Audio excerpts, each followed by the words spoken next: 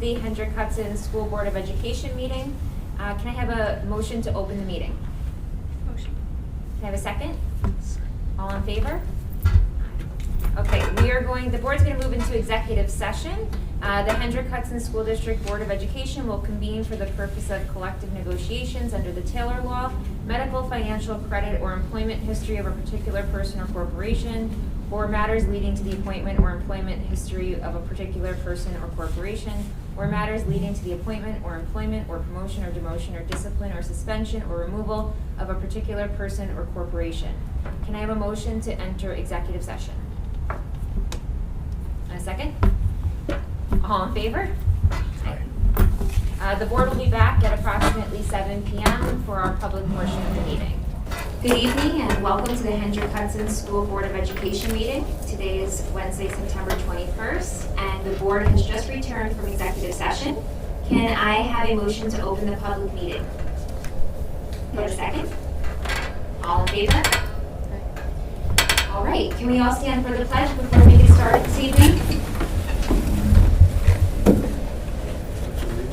To the flag of the United States of America, and to the republic for which it stands, one nation, under God, indivisible, with liberty and justice for all.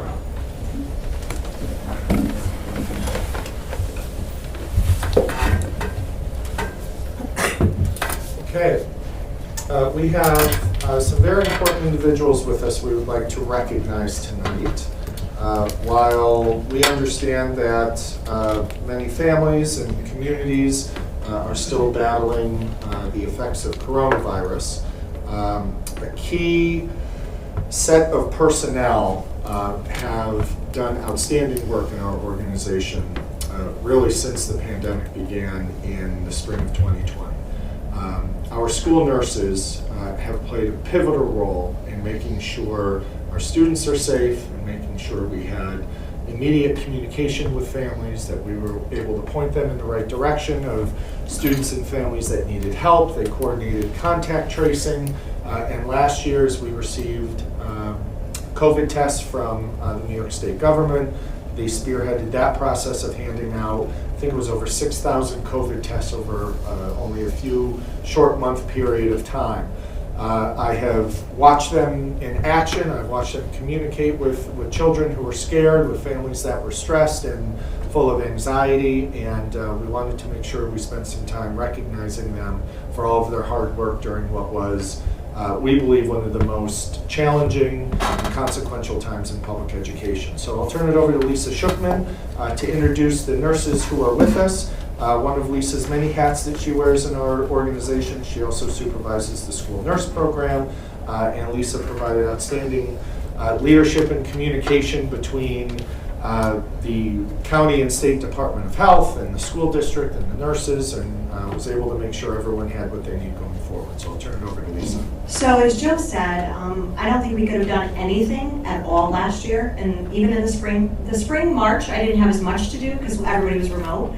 But as soon as we came back, Phyllis and actually all five nurses, our other Phyllis I'll introduce, we were meeting over the summer, and we were meeting an hour here, an hour there. What do we need? We're meeting at night because some people work summer jobs, and everybody was willing to get this handbook together. Here's the protocols, and I couldn't have done it. I said, you just tell me what you need to do because I'm not a medical professional, and I will never claim to be because I see blood and I kind of get sick.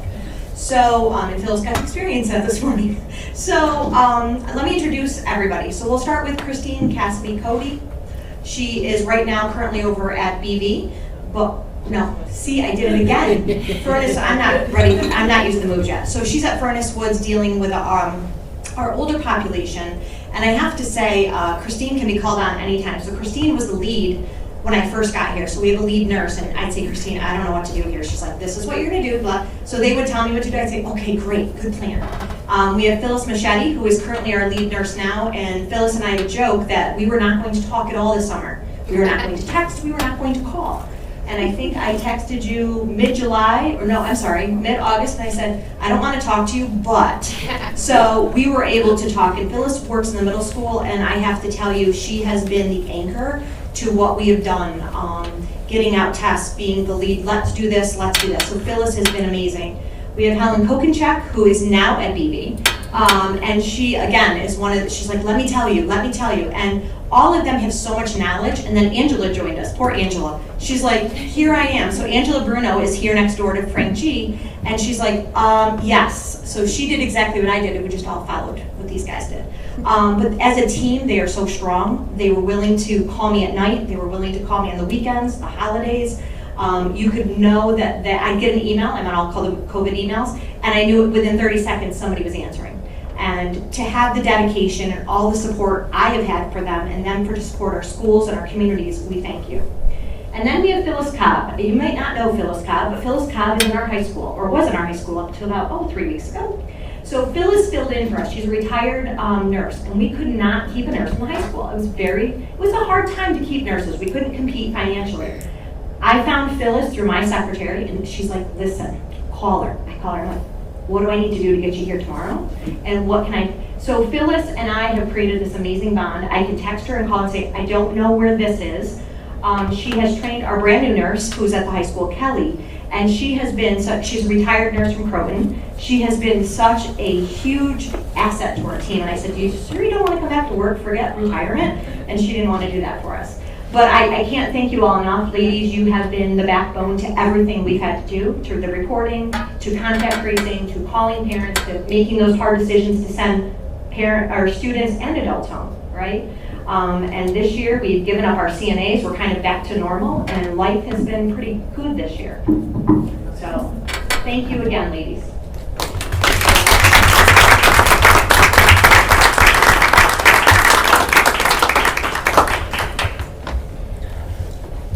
Oh, I was supposed to ask for a raise too. Sorry. Sorry, ladies, I forgot that one. Absolutely amazing, and I can only imagine, besides the COVID stress and trying to follow those protocols, dealing with unhappy children and parents and staff members, because we know that sometimes you just have a runny nose, but it also could be something different. So thank you for bearing with us through those challenging times, and hopefully, like Lisa said, we're on the road to a better year health-wise. So thank you so much, and thank you for coming. Thank you. So even though it's a little out of order, we have to approve our agenda first before we move on. Can I have a motion to approve the agenda as stated? Can I have a second? All in favor? Okay. All right, so we have made a recent change. I'm not sure if you were listening at our last board meeting, but we have moved up the audience comments for non-agenda items. So I believe we have a couple people signed up. Carmen, right? We have a couple? Okay. And as you signed up, I believe you were handed out our public comment introduction with all of our rules and regulations of speaking at the board meetings, and I think you guys are familiar. Basically, we want to create a positive environment. We only have 15 minutes allotted to this section, so we keep to 3 minutes per speaker. When you come up to the podium, just state your name so the board knows, and make sure that you're addressing the board and not anybody else in the room. We don't want to make anybody feel uncomfortable, and we can move along. Carmen, who's our first speaker? Dana Mora, Warrior first. Thank you. My heart is beating a little. I'll get through this. So first off, thank you for moving the non-agenda comments to the beginning of the meeting. Congratulations to both Alexis and Allie for your new roles. And I'm here to discuss 3 to 4 items depending on time. So first is class size. And I'm doing this as a parent and not as a representative from the PTA. Class size. So back in February of 2022, administration shared a commitment that the prior BOE members agreed to, which was class sizes at certain numbers. Around 18 for the K-1 building, 20 for 2 to 3, and 22 for 4 to 5. And I've been made aware that our K class sizes are much larger than 18. We're around 21, if not more, and we continue to see enrollment happening consistently, which is great because that means people are moving into the district. My own son's first grade class is 20, and while I adore his teachers, I can't help to think about the promise that was made to the community, 18 children. So in general, our district can certainly benefit very much from smaller class sizes, So I urge the BOE today to review class size policy and decrease it, similarly to comparable districts. For example, Somers. Somers commits to 20 or under for K through 5. And this is the district that we met with during the Princeton Plan Stakeholder Committee. So our children certainly deserve smaller classes. Many would say our elementaries had larger than 20 classes in the past. And I would say it wasn't right then, it's certainly not right now, and I hope you really consider thinking about changing that policy. If we want our teachers to differentiate learning experience like we agreed to in our strategic plan, the BOE has the ability to help make that happen by changing our class size policy.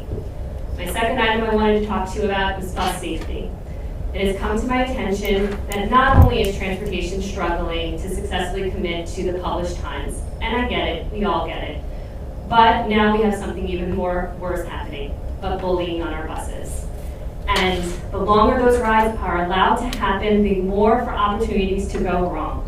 As you know from an email that I sent to the BOE, my son had an injury on the bus. Whether it was by his own fault or not, it happened. And as a mom, I want to protect him and I want to protect all our children in the district. So I hope that this team reconsiders the ability to put bus monitors in place. Number 3, curriculum. I learned that a new math program is being implemented in elementary. And while many are optimistic, and even myself, I see it as a positive move, I wonder why we're implementing a new math program on top of a new phonics program and the Princeton Plan. So if someone could at some point let us know the positives of implementing this new math program so we can get behind it and really understand why we're doing all these changes at once. I certainly want to make sure our teachers have the ability to train our students well and not be pulled out of the classroom to go for training themselves on this additional curriculum. The last point, and I might have some time, is my son is thriving in first grade. He loves his classroom, he loves his teachers. My older daughter is not though. She's happy and she loves her teacher, but she is in a minority within her classroom, and that is because the way we developed our class structure last year is that we wanted to make sure there was representation from every building in each of the classes. I certainly don't think that was the right move, and maybe for those older students in older grades, we could have thought about having equal representation of the buildings and classes, and maybe some classes not having representation from all 3 of the buildings. It's an impact that we're now going to have to live with, but I hope maybe you think about and reconsider future placements for next year and take into consideration parents' requests. Thank you for listening. Please know I've come to a place where I want to see our district shine. It's why I volunteer. It's why I advocate for our families. And it's here right now while I'm shaking and my heart is beating so fast. Thank you, Alexis. Thank you. Thank you all for listening. Thank you. We took down notes and we bulleted each one, and we'll make sure that the appropriate person gets back to you. And some of the stuff the board will review over the next few months. So we'll take all of it into consideration. Thank you. Thank you all. You bet. Carmen, who do we have next? Our next speaker is Teresa Sings. We got you. Hi, Teresa. Hi, it's actually Therese. We just had this conversation. It's okay. I'm sorry. But it's all right. Everybody gets it wrong. It's okay. Even my husband when I heard it. Well, anyway, my name is Therese Sinks. I'm the parent of 2 students at Blue Mountain. I'm here to express my concern as well over the current transportation plan resulting in overcrowded buses specific to the middle school in my case. I cannot speak any longer to what's going on in the elementary school.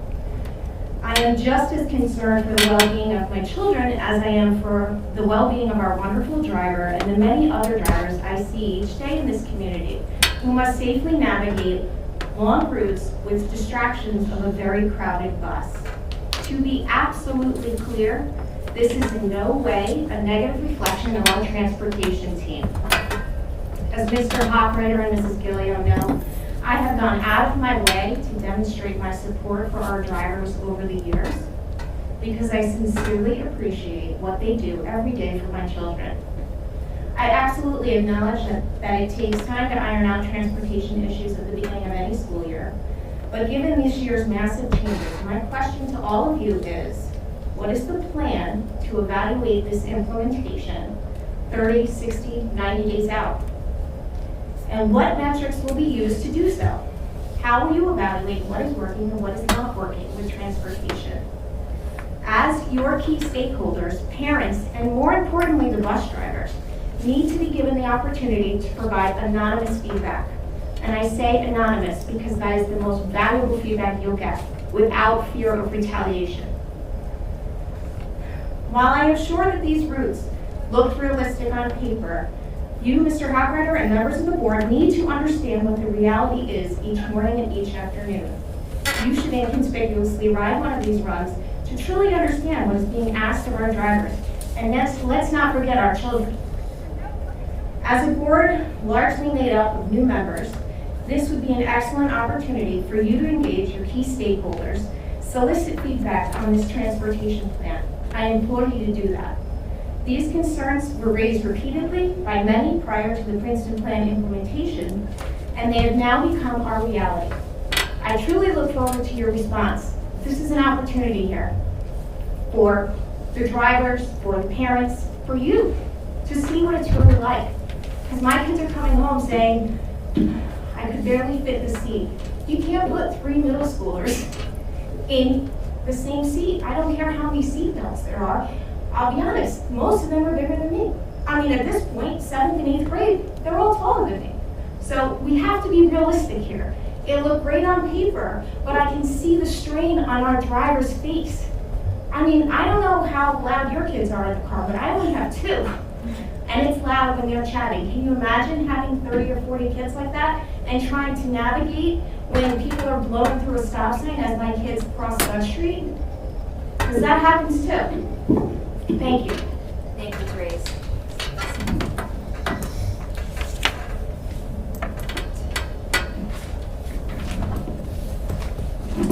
Okay, Carmen, that was all our speakers, right? Yes. Okay, thank you guys so much for coming. We're going to move on to our consent agenda. Can I have a motion to approve the consent agenda? Second? Is there anyone pulling anything tonight off the consent agenda? No? Okay. Can we all vote in favor of the consent agenda? Okay. All in favor? Aye. Okay. Now we move on.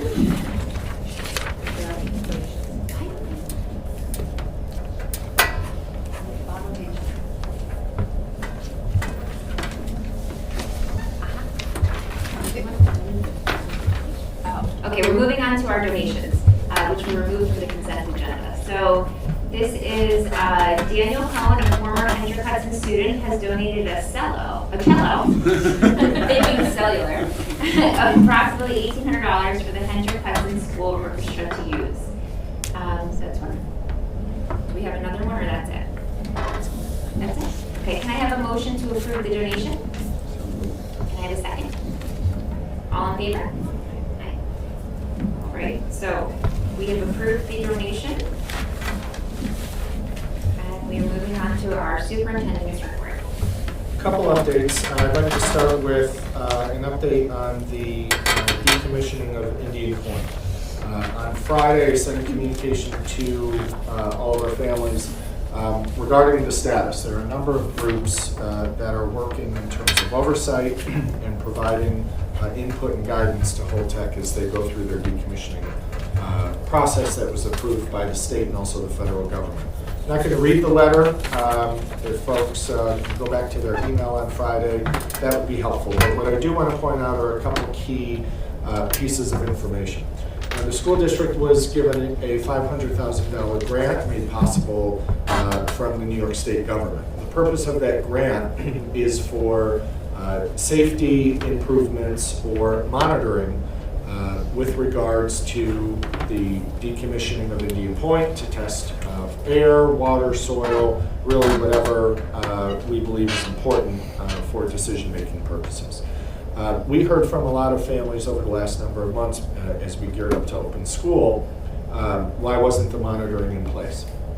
The major deconstruction and demolition, or heavy demolition at Holtec, is not scheduled during this school year. In fact, it's a number of years away. There are many mitigating strategies that Holtec is going to employ. Those strategies were approved by both the state and federal government, and ultimately those strategies need to be approved by the Village of Buchanan in order for them to receive a demolition permit. So the monitoring interests in our community, and it's not just at BV, even though BV is the closest school, it is throughout the community surrounding Indian Point and perhaps surrounding communities, including as far east as where our high school is or over toward Cortland Manor. Tomorrow night is a really important meeting where the community can receive an update. That meeting is at 7 o'clock. It's at the Cortland Town Hall. 6 o'clock at the Cortland Town Hall. It also will be broadcast on Zoom. What participants can expect at that meeting are a set of recommendations from the technical experts, not from superintendent, not from elected politicians, but from the technical experts, both who are employed in various agencies in the state and federal government, and also those who have donated their time to the committee. I'm not going to share what those are yet. You'll have to tune in or show up tomorrow. But essentially, the idea is what recommendations can the community accept to not only use that $500,000, but use it in the most cost-effective way that will give school personnel and community personnel real-time information should anything go awry at Holtec, and to let people know that there is full-time, day-round and year-round monitoring. It's important, again, to underscore that there is not any demolition at that site right now that should trigger any sort of nuclear material in the air, in the water, or in the soil. That is many, many years away. And so this committee, made up of these specialists, have really taken their time to study this. The last thing anyone wanted to do was to purchase monitoring just for the sake of it so that there could be the appearance of monitoring before we open school when the technical experts believe otherwise. So the next steps tomorrow will include a set of recommendations. The state is the lead agency with that $500,000 grant. They'll give their recommendations on the process to expend that money. The state is a municipality just like we are. They'll have to go through a process, whether it's an RFP process, they'll have to interview different companies or agencies to complete the work. So it's not done yet, but tomorrow should kick off at least a process and a timeline for which decisions can be made. I can answer any questions, or I can try to write them down and have them answered, because sadly I've sort of become a de facto technical expert in this field. But are there any questions on decommissioning? I might be able to answer. Are you attending the meeting tomorrow? Yeah, I'm on. Yeah. And if any of our parents or community members want to, they can either go or go on Zoom. Do we have the link posted on our site? I believe it's on the website. Okay. Yep. Great. So the buildings that are being demolished in the near future, no different than a building that would be demolished anywhere else in the area for any construction project where they were going to take a building down and replace it. There's no material that exists in any of these buildings that is any different from Main Street USA. Correct. Right. Correct. And they have done sample testing of those facilities before they demolish them to make sure they met thresholds set forth by the state and federal government. And there is still real-time monitoring happening on campus. Thank you. Yep. Okay, a couple more updates. I wanted to make sure we got to Indian Point. That's why I put it on the agenda. We'd like to congratulate our volleyball coach, Diane Swartz. A couple days ago, she became the winningest coach in Section 1 history with win 649. I don't know the outcome of the match right now. It could be all the way up to 650. But an incredible feat from the coach. Some of you may know they win sectionals all the time, and last year, I believe it was the second time in 4 years they competed in the state Final Four. They finished in second place. But if you've not been to a girls volleyball game, make sure you go. It is fascinating. The crowd is electric. It's fast. It's intense. And man, are they good. And well coached, obviously, for sitting on 649 or maybe now 650 wins. And a testament to Coach Sportfager is one of our seniors on the volleyball team, Amaya Davis, was named Con Ed Athlete of the Week. Amaya is an honor roll student. She's in the Math Honor Society. She's in the Music Honor Society. She's been a peer leader. She has been a fantastic student athlete, and I have interviewed her a number of times for her participation in all of those scholastic events, but also volleyball, and she is just a bunch of joy to be around. So congratulations to Amaya and to our coach. And my last update, and I'm going to ask Enrique to help me out a little bit, is on a topic that we've heard a lot about, and that was touched on 2 weeks ago at our meeting about bus monitors. Maybe more than a decade ago, the district had high school students acting and helping out as bus monitors. That lasted a little while because there were some legal issues in terms of whether or not students can be a bus monitor. Liz Gillio, who's worked in this district for more than 3 decades, was having a really hard time going back to try to find a time when we did have bus monitors outside of students with special needs. Sometimes a child who has an IEP, sometimes their IEP demands that they have a bus monitor. That is entirely different set of circumstances or decision making than I believe what we're talking about. But because of the conversation and the urgency around bus monitors, Enrique, myself, and Liz met to review the law. And I know Enrique recited it off the top of his head 2 weeks ago, and he nailed it, but I'd like to give him an opportunity to just give some high-level 30,000-foot specifics of what the law is, because hiring bus monitors is not the same as hiring additional staff to supervise the cafeteria or arrival and dismissal. So what we wanted to do is sort of lay out what those requirements are, and if the board wants us to study this or pursue it further, we can certainly do that. I will say that what Liz does is when she hears of a report of a bus incident, we've heard about some kids who are raucous on the bus. Our buses do have cameras, and some of our buses have 3 cameras.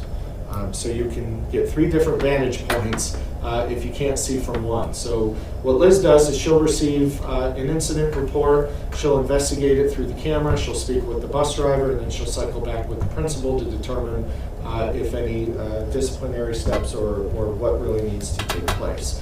So while we hear reports of different incidents or behaviors on the bus, I want the public and certainly the board to know that those are taken seriously, and that it's one of the few times and one of the few areas of our school district that we use the videotape for those purposes. Liz and her team spend a lot of time watching those tapes, communicating with families on what she sees and what she doesn't see. In certain instances, families do have an opportunity to watch those tapes as well. That is permitted under New York State education law. But as we hear of the struggles and the frustrations, I want everyone to know what the back end process is and whose eyes and ears are watching the tape. And I say ears especially because the tapes have audio as well. And so claims or suggestions of, maybe not physical interaction, but comments that are made verbally, she's able to zone in on those as well, so long as that they're audible. But let me give Enrique a few minutes just to walk through with some specificity of some of the hurdles we have to overcome or considerations. And he's going to recite some laws from this year's 2022 New York State laws and regulations for school bus drivers, monitors, and attendants. Good evening, everyone. Joe is right about, say, 10, 12 years ago.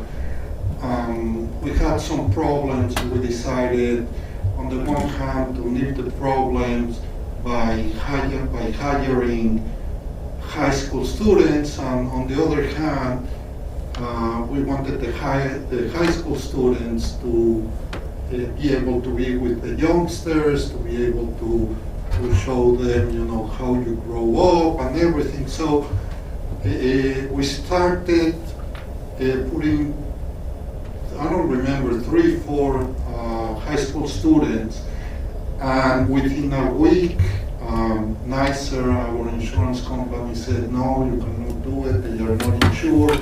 And then, back then, we were between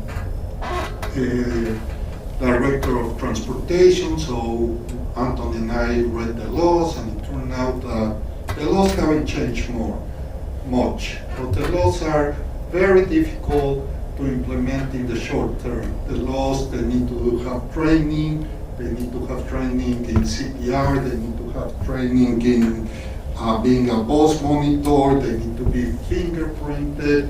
So the important thing here is that we can solve the problem on the long term. On the long term, we can always do it. Unfortunately, the short term is that we can't.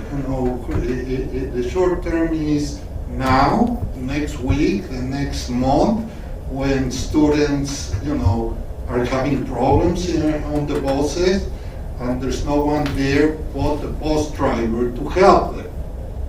And that's not the bus driver's job. The bus driver needs to pay attention on the road. What I ask Liz to do today, just in case the board decides to move forward in hiring monitors, is to put ads in the Gazette, in the OLAS. OLAS is our LinkedIn for school district, so that's where we get a lot of our staff, and the penny saver. And hopefully we can get people, and and that will happen next week. If we can, that's when the ads will go out. And if the board wants to proceed with this, then we'll start working on the project to train them, get them all ready for being monitors on the buses. The second problem that we have, that this will definitely help and will solve the second problem, is that we cannot pick the monitors that we have now, because in our union contract, only CSEA members can work on our buses. So I cannot ask a TAMA member go to the bus and do this wrong. On the one hand, I have the CSEA problem. On the other hand, I have the problem with the TAMA contract that they don't allow us to stagger hours. So every TAMA member in Franchidensi starts at the same time, in the high school at the same time. Only volunteers can start before or after the rest of them. But we cannot say, Johnny, you have to do that. So the most important thing is for the board to start thinking, if this is a project that they want, we are working on it.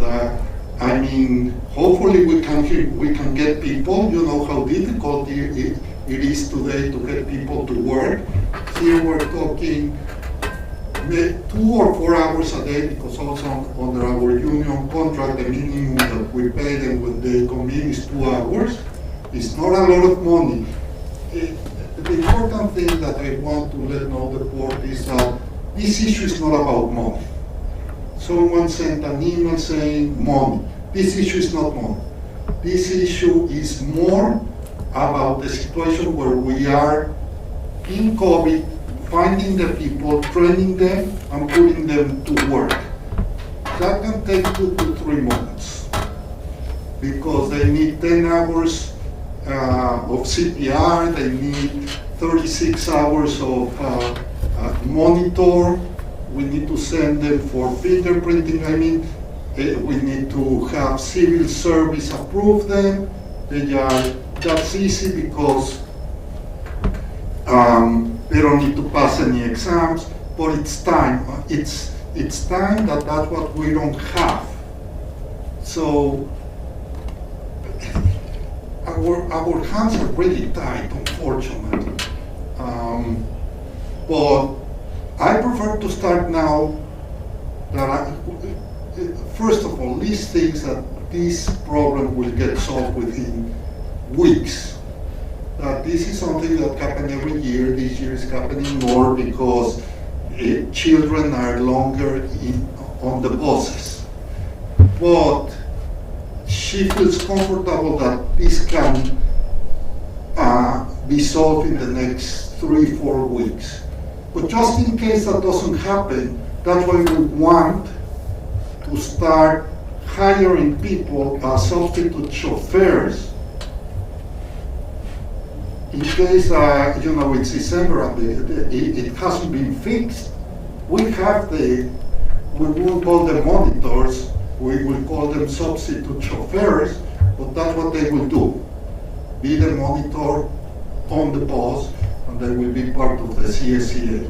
So, really the decision here, I already made the decision on, just in case, let's move fast. Let's hire the people if we can find them.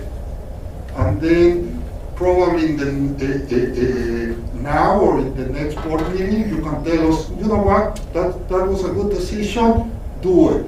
And if we start hiring people, we start sending them to the training and through everything that we need. And if we don't need them in 3 months, we don't have to pay them anything. If this gets solved in 3 months when they are already there, we keep them as substitute chauffeurs. We always need chauffeurs to help when a chauffeur is sick. Still, we have some COVID staff with COVID, chauffeurs with COVID. So we always need substitute chauffeurs that only get paid when they work. So it's not at the cost to the district. One quick question. If they're substitute chauffeurs, do they also need, if they're substitute chauffeurs, do they also need CDLs?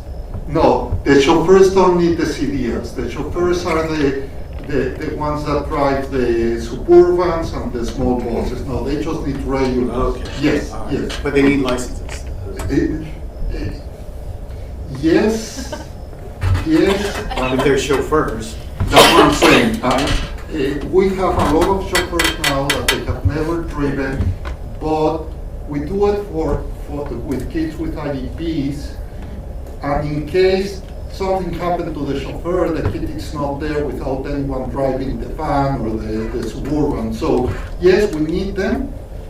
I don't even know, I'll have to ask Liz if legally under the contract they need to have. I read that contract 100 times and I don't remember ever seeing the chauffeurs, but like you said, it looks like obvious that if you're a chauffeur, you need to have a license.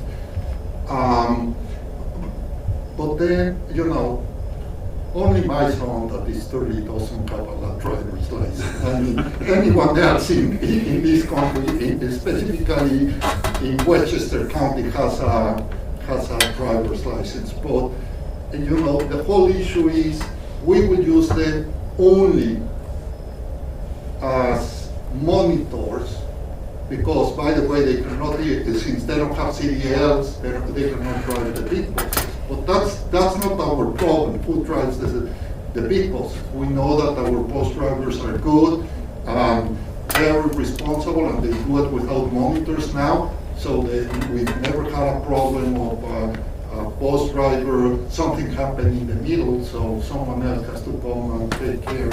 So here the issue is, can we find them? If we can find them, can we start preparing them just in case it comes 2-3 months down the road and we still have this problem, and we try to fix the problem.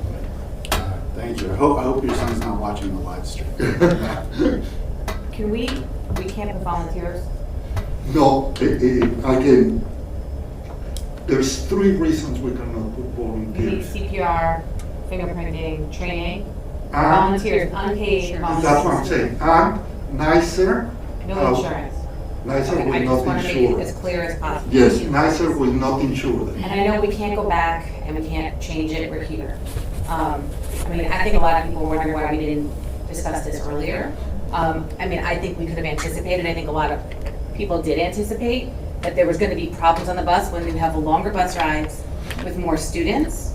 I mean, like I said, we can't change it now. I don't think we're ever gonna alleviate that issue, so you're gonna have 45-minute bus rides with that many children on the buses. So even if we get the buses where they're closer to being on time, I think we're still gonna have an issue with the behaviors. Maybe I'm wrong, but I'm hoping that I'm wrong, but I don't see that going away on its own, especially with that many of age kids together, the same age.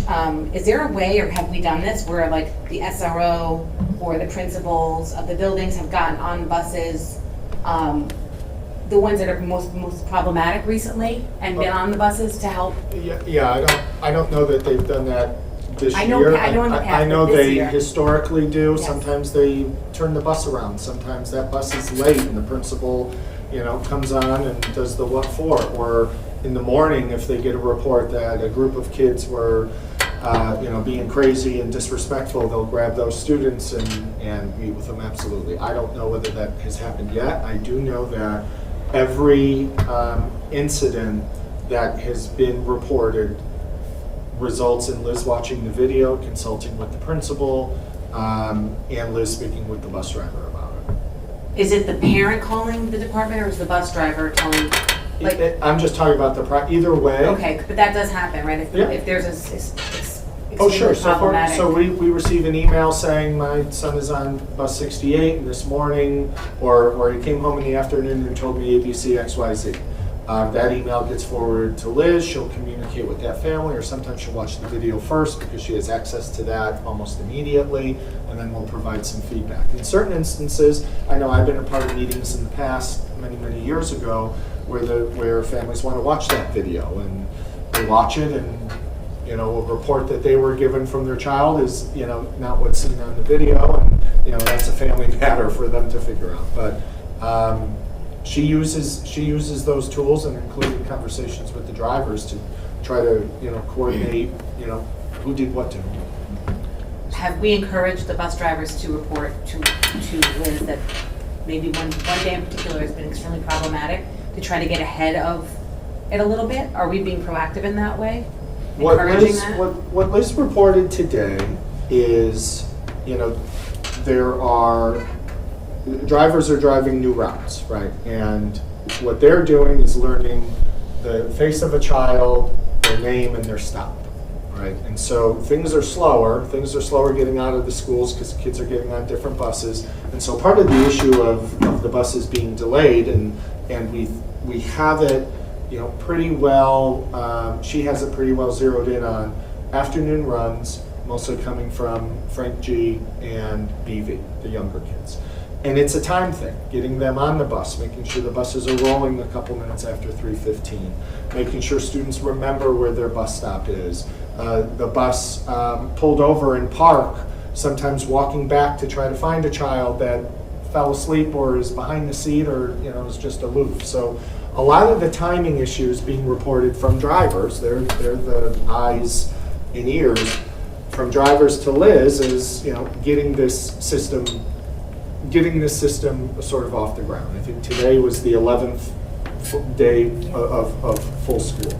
And I know, I won't ask Corey to comment publicly, but he could certainly go through his emails, pre-pandemic, and see the emails that any board would have received before around bus stop and safety and issues. And as Enrique said, they 9 times out of 10 have a tendency of ironing themselves out with more routine and more muscle memory. What we wanted to do, because of interest we've heard from the board and the community, is to see whether or not this is a plausible solution. And by the time we identify who could work and what many of the requirements are, we may be in a different place. It might not be a bus monitor in every bus morning and afternoon. It might be a couple that rotate in the afternoon just to make sure kids are getting off, or it could look a lot of different ways. Another thing I didn't mention that Liz did is she put out a quick survey to districts in the lower Hudson. She got 18 districts to respond quickly. There are 3 districts that have monitors on buses for non-special education students. So the vast majority don't. And I know a question I'm going to ask tomorrow when I meet with my regional superintendents as to why that is. And it wouldn't surprise me if it's exactly what Enrique said about labor shortages. When you do have that conversation, I think it is important to highlight, are they schools that are 2-year grade bands or a K through 5 grade band? Because we know that looks different because you have different kids on the buses. I mean, historically, we had K1 in the first couple seats, then 3rd and 4th, and then 4th grade, and then the 5th grade, there's like a few of them on the bus and they're in the back seats. I mean, this is historically how it's been here. I'm not saying it's been perfect behaviorally, but it's a very different thing now. So I think it does need to be, parent concerns are relevant and important, and it looks different. So, and the last question I have is about an anonymous reporter. Therese brought it up. Is there, and I think it was something we can ask now and that's related to this, is there any way that parents can report anonymously within district? Yeah, we're getting close to launching, I looked at Enrique, but it was Anthony Merlini who's working on this with Vanita Joy, our tech director, to launch anonymous alerts, an actual software program where anyone, students, staff, or parents can identify an issue and it gets routed to appropriate personnel. Now, oftentimes, those anonymous reports become less anonymous because you need follow-up and detail and specificity, but at least the beginnings of it goes through anonymously. In the meantime, we've always encouraged families and kids, report it to the bus driver or certainly at school, principal, teacher, so on and so forth. There have been in the past a couple students who struggled on the bus, and oftentimes the best remedy is the classroom teacher, as part of their morning routine and getting settled, or taking out a book or starting their independent assignment when they walk in, is teachers will check in with kids. How was the ride today? How was the ride on the way home yesterday, on the ride today? And would connect with the principal, and the principal's in touch with Liz or the driver, so on and so forth. Many of the drivers work in some of our schools, so if the chemistry is right, some of the bus drivers are also custodians, and so there's a more natural conversation and connection there. So many ways to make your issue known. Let me just run. Just real quick. Let me just run through this really quickly, so everyone understands some of the highlights from the law. So in terms of qualifications, these individuals would need to pass a physical fitness test. These individuals would have to have a physical exam. These individuals would have, as Enrique said, 36 hours of training. That includes CPR, includes basic safety, and of which 24 of those hours are pre-service training, which is prescribed by the state. Fingerprinting, and it's fingerprinting through Department of Transportation. That's different than fingerprinting for just to work in a school or a classroom, and those oftentimes take a little bit longer, and I'll tell you that those are not cheap, and that what a lot of districts end up doing is paying for fingerprinting so that the prospective employee is not out of pocket just to get their foot in the door. So, we thought this was going to be great. We'll talk to our cafeteria monitors and aides and say, do you want to make a few extra bucks, show up early, ride a bus, stay late, but it's very, very prescribed for good reason. But it's one of those issues where sort of the vision of health and safety from the state creates that bureaucracy, which slows the process down. So I think it's very different this year that it's like a field trip every day, right? We have the morning, I would guess, is less challenging because you have 4 grades, the youngest kids getting on a bus. You have K through 3, where the afternoon is only 2 grades that are being commingled together, and they naturally feed off each other, right? And the energy gets wild. My daughter's bus today sounded like a party when it pulled up to the bus. Literally, the windows were down. It was a beautiful day. It sounded like a party, and I have no idea how that person could drive because I have 2 kids, and sometimes I wish I could put on noise-canceling headphones, right? And it's just the 2 of them. Can we utilize, and I don't know, and let me preface this, I do not want to talk about outsourcing our busing. I am incredibly happy and a very big supporter of our employees driving our buses, and I don't want anyone to take a piece of what I'm gonna ask and mix that up or take a clip in any way. Is it possible with all of the other private bus companies in the area that we could, in the short term, maybe hire from like a temp agency that already has some of these employees who could function in a monitoring position or the chauffeur position until we can bridge the gap to hire our own employees, so that the distance between today and the day we get a monitor on the bus is far shorter? Unfortunately, Jeremy, there's two problems there. First of all, they have to be employees of the district and paid dues for the CSCA. Because in the contract is very clear. Only CSCA employees of the Henry Hudson School District can earn money either by driving or by doing anything on the buses. Could we offer our CSEA a short-term kicker of some Sure, sort to and we're close in this gap, right? negotiations. Like, We are in yeah, right, they don't have negotiations. We have a mediation on, I don't remember the exact date, but in October. That's, we would do, and maybe they'll accept. especially short-term, right? Because Yes, at the end of the for day, these- it's safety for them. I mean, I often wonder, where do we have, there's what, up to 72 kids allowed on a bus? Yes. Is there anywhere else in the district that we have one adult monitoring 72 kids at any other point in time that they're within our care? Is there more than 72 kids per lunch monitor at lunch? I mean, where would we think one adult over 72 kids would make sense? You wouldn't be able to do it for a field trip. You Right. have to have more I mean, than one adult. All of this sounds like silly. And by the way, the responsibility is not the kids. Yes. Right, it's driving the bus. Driving the bus. No, I But maybe totally we could get a agree. short-term stopgap here while we figure the long-term out. And it would also help the drivers, right? Because it'd be less chaos. Of course, and I can talk to the union tomorrow. That, let's say that we can solve that problem. Remember, the other problem is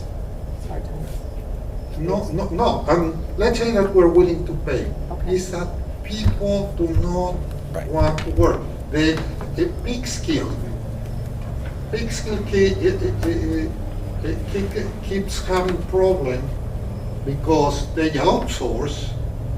The outsource company doesn't have enough drivers, so their driving time has doubled because they had to put on, I don't remember what they said, but 2 or 3 routes because of drivers.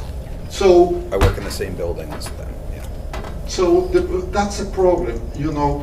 I think that short term, we need a little bit, you know, patience until we hire these people. And that might take 1 month, 2 months. I honestly, we looked at every possible solution. I could go, or we can decide, okay, administrators, I'm sorry, you know, now you pick, you know, you start in, you know, at the end of your day, you go and you sit on a bus and you go. I mean, if that's what we need, that's what we need. But having the long-term solution is there. The short is the problem.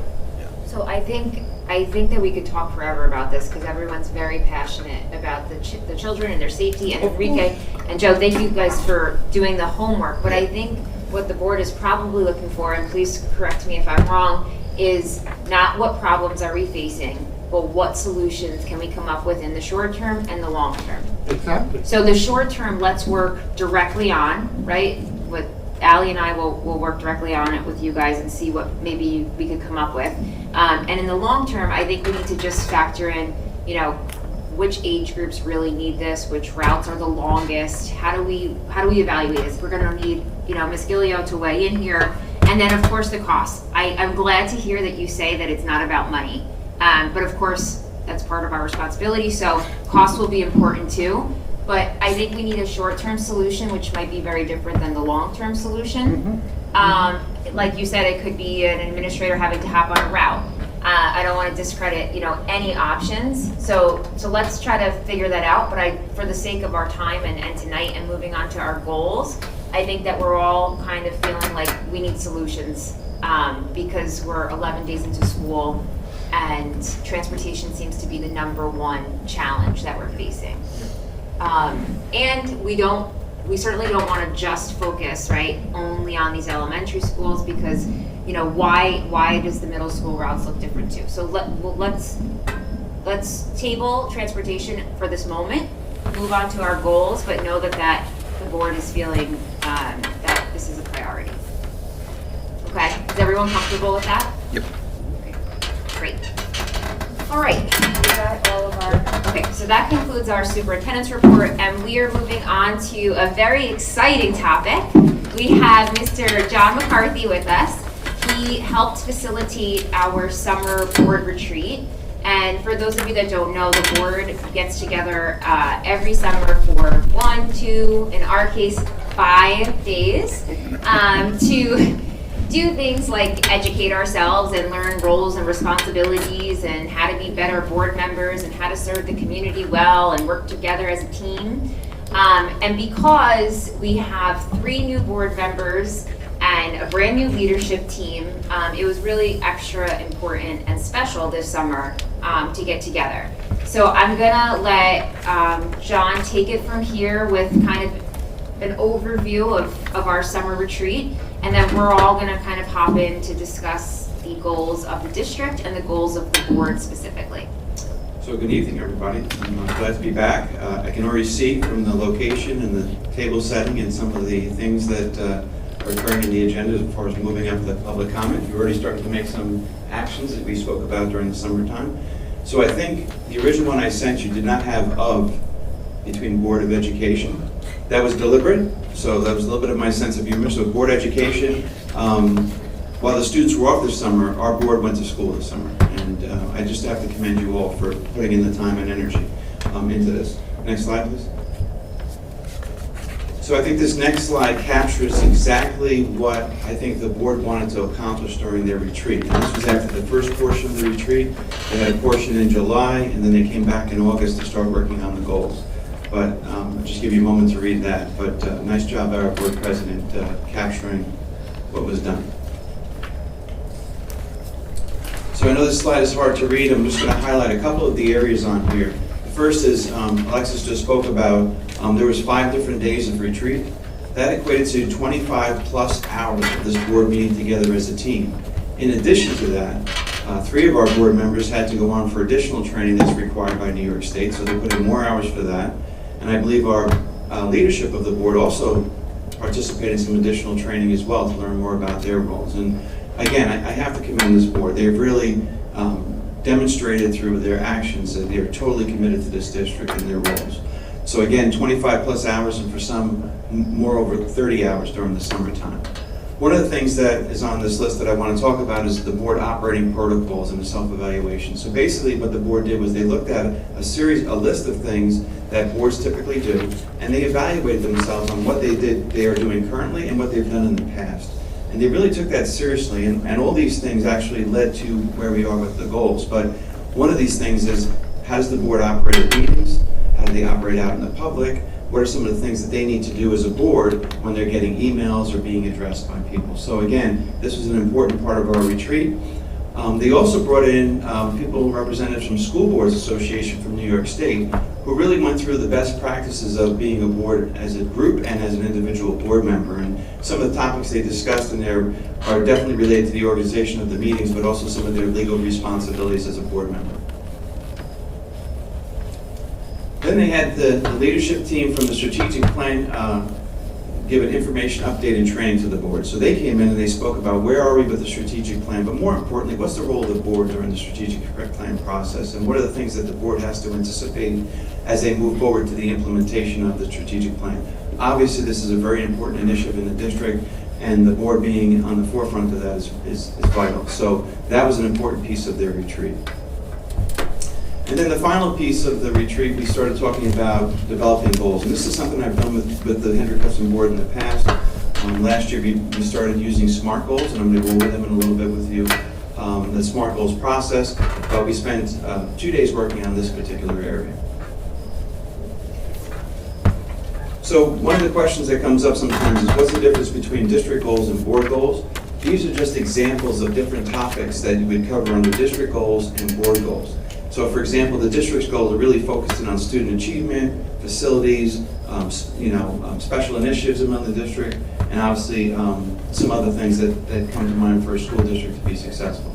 And then the board, they start developing goals that are tied into how they operate. So some of the things that they learned and talked about during their operational protocol evaluation, they did that. They talk about their own professional development. Obviously, communication is really important. So that's something that boards typically will talk about in their board goals. And then also, how do they support the district goals? Again, very important. And once the district goals are established, then it filters down to the rest of the district, right? So one of the things that's really a best practice, especially if you have significantly large goals like the strategic plan, or maybe you have a capital project, or you're working on some other major projects, you want to limit your goals to 3 to 5 goals per year. If you have 15 goals, you're not going to do all of them well. Obviously, you have a lot of other things going on other than these 3 to 5 goals. There's the day-to-day issues that go on in the school district, and those operating things can't be missed, right? So you don't want to put out there or have your staff doing 15 different goals. You want them to really focus in on 3 to 5 goals.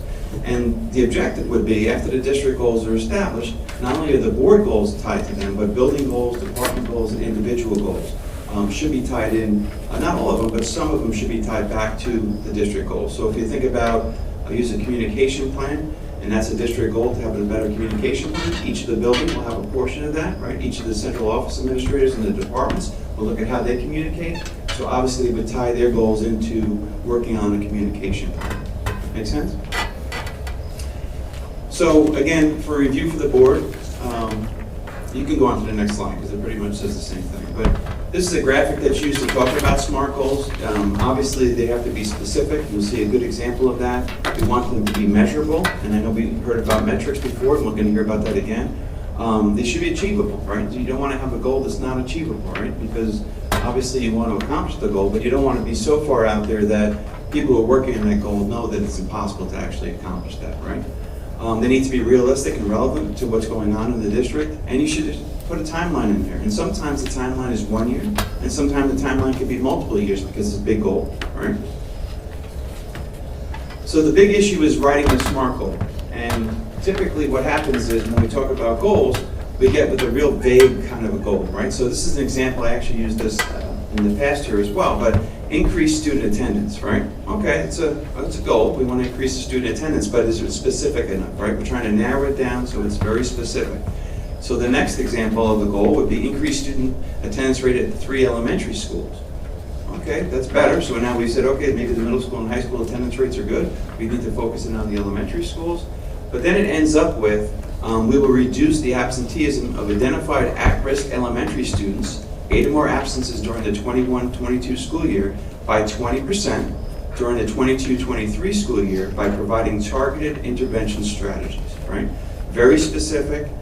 It's got some, definitely some numbers in there tied to who we're identifying and also what we're trying to accomplish, right? These are obviously just examples. It's not something that the board is currently working on. So then the next slide just really is a graphic that just takes you through it, explain is the goal itself very specific? Does it have a measurement opportunity in there? Is it achievable? Is it realistic? And what's the timeline? When does it due by, right? So in that particular example, it hit all the marks and we know the time. Okay? So this next quote is from our vice president. And you will see when they start doing their work tonight, they are definitely committed to these priorities, right? It's the students and the success of community engagement. You're going to see some of that from what we've done. So before I turn it over to the president and superintendent, what I would like to tell you is how we got to where we are tonight. Right? So we started to learn about SMART goals. We had gone through a series of different meetings talking about what's going on in the district, some of the things that were important to the board and important to the school district. So what they did was they sat down individually and started putting together a list of potential themes that would make we could eventually transfer into a goal. And then they started sitting down in small groups, and they started to say, okay, let's practice trying to write SMART goals. And I will tell you, it's not easy to do that, right? It's really a lot in there. And what typically happens is people start getting into the action plan mode, right? They start coming up with all the solutions to the problem as opposed to writing it out, right? So what you see tonight is the work of the board during our retreat, where they've gotten to the point where now they need to start discussing again these individual small group goals that they've identified and fine-tuning them. So is there any questions or comments from the board before I pass it over to the superintendent and board president? So I'll just explain the next couple of slides. Next, you'll see a small slide with 5 different goals in there. I don't expect you to read it if you can. That's amazing. They're going to go through them one by one individually in much larger font and talk about them. Okay? All right. Thank you. All right, so I'm going to go one by one through each goal. These are kind of rough draft, and the point of tonight is to discuss the goal. Is there a better way to lay it out? Is there a better way to say it? Is there a better timeline for it? How can we fine tune the goal before we, vote and make it an actual district goal for this year? We might get into action plan by accident, but I want to just know that if I jump in and interject, it's because at the next meeting when we adopt the goals, then we can get talking about action plans. And it might be something that's an action of the board here in this room, or it might be in a committee. So forgive me if I interrupt you. We want to make sure that our goals are perfect so that at the next meeting we can vote on them and adopt them and get to work on each goal specifically. And the district goals actually are going to be kind of a collaboration of the administration and the board, and kind of laying out what we want to see. And then the board goals are really us, right? We own those and we need to live up to them. So the first goal, and I'll read it, is the district will identify and announce specific metrics of success for the implementation of the Princeton Plan by December 31st, 2022, and benchmark data that will be collected and presented by June 2023. And I'm sure this is no surprise. Everybody would expect that our first goal would be Princeton Plan. So I want to open it up to the rest of us here to kind of weigh in on our first district goal.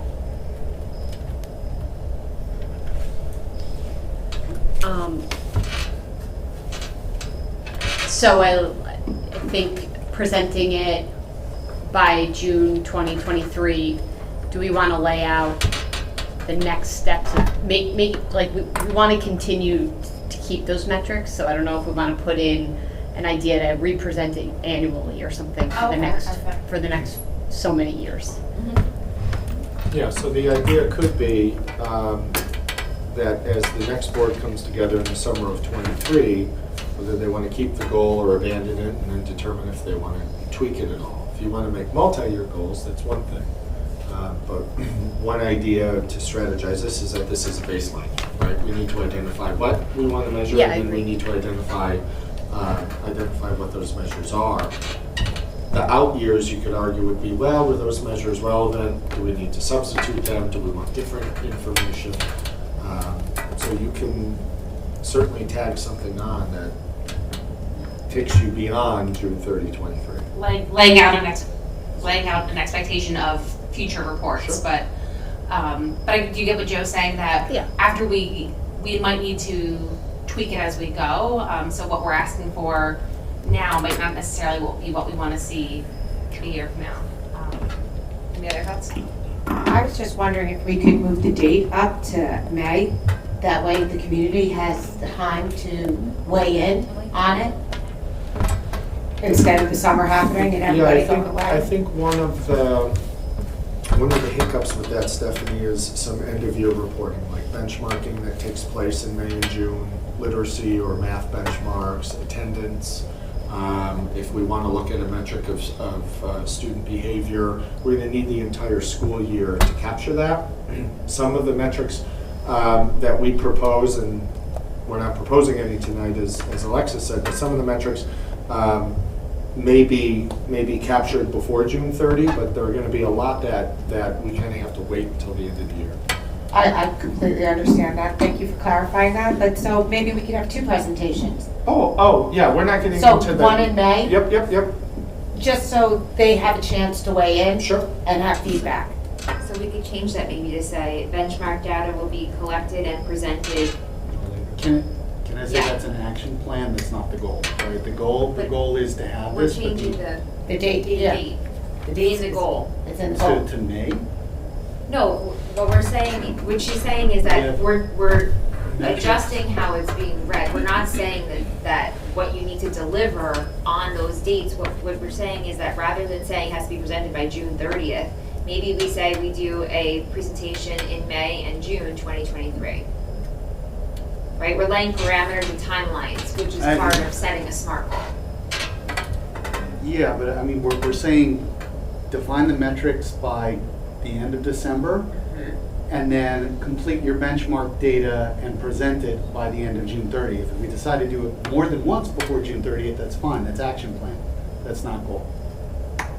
Right? So then why Why is isn't the June date? 30th? Well, you're giving action the SMART, you're giving a specific time frame to get it all done by. But what you do to get up to that point is up to you. I think this action plan, that's not goal. Like, you could have multiple presentations. I would think we want a presentation for the metrics of the Princeton plan right around December 30th, right? And John, then- can you weigh in on that? Is this date a problem in the goal? I don't think the date's a problem. I agree with Corey. If you want to have multiple meetings, that's part of your action plan, right? You can say, hey, listen, we want to meet So on this is the end. That is when, hey, listen, all the information has to be done by that date. It gives a clear direction to the staff that we have to get everything in by the end of June. Okay. But if you want to have other metrics talked about before that, some of it may be, stuff that happened in the fall, and that's the only time it happens, then you can have that meeting, whatever you want during So that. in our action plan, it might be, I think one of our retreat days, we talked about months I was just gonna say. and timelines. So it was kind of like quarterly or bi-monthly that we were looking for updates in specific, like regards to Princeton plan. So that would be the action item, and we'll specify those months. Yeah, we definitely did that, and I think we should go back and review. Who has that? The strategic plan, they took pictures and Okay. should have given us pictures. Okay. So we can get them from Ronnie. Okay, cool. All right, anybody want to? December 31st was that December 31st insinuates we're gonna end up in another year. Like, do we wanna make sure that this is done before that? Do you see what I'm, like, December metrics 31st by- is like, we're basically in 2020. Listen, it's a number, but I think it's not real. December 31st makes no sense. Well, I don't think it means we're gonna present it on. By then. It means it has to be by then, which means it has to be on the board meeting that precedes that date. It's still close. It's, I don't know. It seems like the end of the year to me. but- Yeah, I think this goal says two things. By then. What do we want to measure? Identify the what, right? And then go get it, right? And then, not to fast forward, next year's board, if this is still a priority goal, say, okay, how did we do? Benchmark by subgroup, by grade level, by whatever, to then make probably, I'm forecasting, a different SMART goal for next year, like John's example. We want to increase attendance of a particular group of kids by a particular percent, because now we have that baseline information. Also, I understand exactly what you're saying, Erica. We are going to adopt these goals, assuming that we're all good, at the next meeting, and that's already into October. So, We really should have some kind of metrics, like we're into something we don't have it for. Like, we're like operating without metrics, and that's not our fault because we weren't all here. But I don't know. I don't want to. It is what it is. I just feel like we keep pushing. Like it's all pushing, and there's kids that are like in the midst of this that aren't being taken care of or learning, and every day we push off setting metrics for this is a delay in something. So you think much sooner, so I sort of Like much looked at sooner. as close to December 31st, but you're looking for this to be at a I'm much looking earlier date. Like it should be done already. Like, much okay. sooner. I mean, let's talk about what that looks like. It can be feasible, and let's do it. I think I was one of the people that helped draft this, and we were trying to manage the people who have to do this work. So whether it goes to Joe and his team, they all have, it's part of all the other responsibilities they had to do, so we were trying to be realistic when they could get back to us. So we were trying to manage that workload. So, okay, but I'm gonna go back to, they're professionals, and this is what they do for a living, and this is, they know, and at this point, after 2 years of planning this, they have to have an idea of what that benchmark would be, and the metrics would be. So, You have to, I mean, there has to be so something. so the next layers of this are to include grade level leaders at the elementary level, right? What benchmarks are we giving? What, I'm gonna make this up, Lisa just stepped out. I don't know, Margaret and I had a conversation about this a few weeks ago, about what measures are there that exist, what measures do we need to create? And in order to create those, we're gonna need buy-in from different staff. We're gonna need the school counselors. We now have 2 elementary school counselors to share their logs and identify how many kids they saw that were in crisis and for what they were in crisis. So it's not just we know what they are. We've got people who are going to be responsible for collecting and generating That's that data. reporting, so that's the reporting piece. So you have identified some of this stuff. You know what you're gonna have to, I think that's my point, is I don't think we should be waiting 3 months to get what the benchmarks and metrics of success will So be. you're talking about the actual metric, not the data that comes with it. You No, I wanna don't, know. the data's not the data we don't need for later. It's what the metrics How are are we specifically and what they have decided, and that's what I'm saying, like, I'm surprised they haven't decided this. They haven't decided anything. That's the point. So we need to- haven't discussed anything to do with we need to make a implementation decision plan on- and metrics of success for the Princeton plan at all. Well, that's not, I mean, that can't possibly be. We have in place at elementary many benchmarks that are happening right now in math, in ELA, in writing, in foundational skills. We have attendance, we have SEL measures, so, you know, I would hope as this becomes not just a board discussion, but a district discussion, that we're not planning to add anything to that, because there's a lot of benchmarking going on. That's what I'm saying, that's why December 31st seems again, like it's very far off to We are in the midst establish of that. we benchmark 3 times a year. We're required by New York State to do that. So we have a benchmark that all teachers are doing right now, the first month of school. Then they go back at it probably the end of January into the beginning of February, and then they start again at the end of May in order to be finished for school and the placement conversations that are going on. So, I mean, at some point, I happily will give you the list, the extensive list, I'm sure my teachers Oh, would but that's my say. point, you're saying exactly what I'm saying. Yeah, Yes, wait, they're already there.